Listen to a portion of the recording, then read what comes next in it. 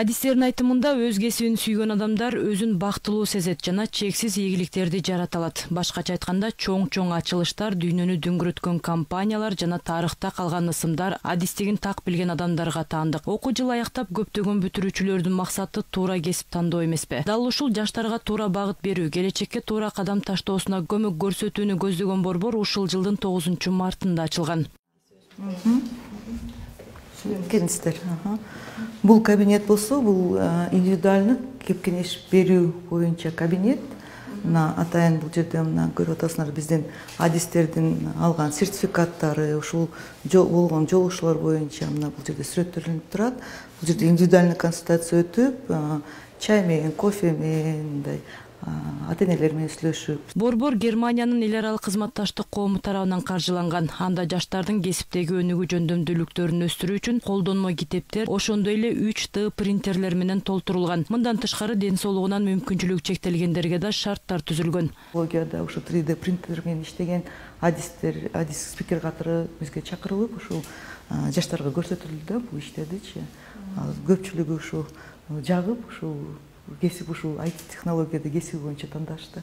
Борбордо тажрыйбалуу адистер эмгектенет. Алар алгач келген бүтүрүүчүлөрдү тестирлөөдөн өткөрүшөт. Анын жыйынтыгы менен багыт берип, туура кесип тандоого жол көрсөтүшөт. Ошондой эле өз кесибинде көптөгөн ийгиликтерди жараткан белгилүү инсандар менен жолуктуруу мүмкүнчүлүгү да каралган. Багыт берүү боюнча биз жумушсуз жарандар менен, жаштар менен, мектептин окуучулары менен иштейбиз.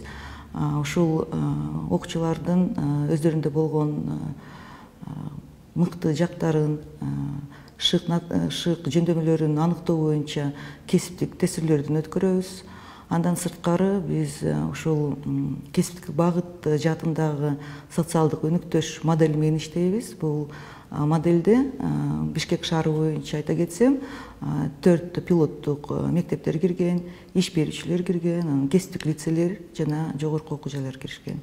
Эске салсак, жыл сайын республика боюнча жылына 100 миңден ашуун 9-классты, ал эми 60 миңден ашуун бала 11-классты аяктайт. Алардын басымдуу бөлүгү азыркы атактуу болуп жаткан кесиптерди тандашат. Ал эми психологдор адам өзү кызыккан кесипти тандаса гана ийгиликти багындыра алат деп айтышууда. Ал үчүн дал ушундай борборлор зарыл.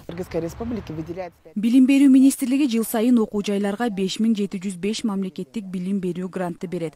Бул бөлүнгөн орундарга тапшыруу үчүн алгач жалпы республикалык тестирлөөдөн өтүү зарыл.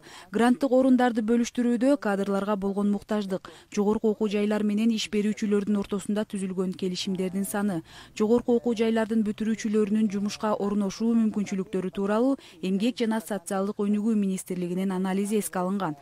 Акыркы жылдары IT адистерине суроо талап өсүп жатат. Буга байланыштуу компьютердик технологиялар тармагындагы кесиптерге гранттык негизде окутуунун саны көбөйүүдө.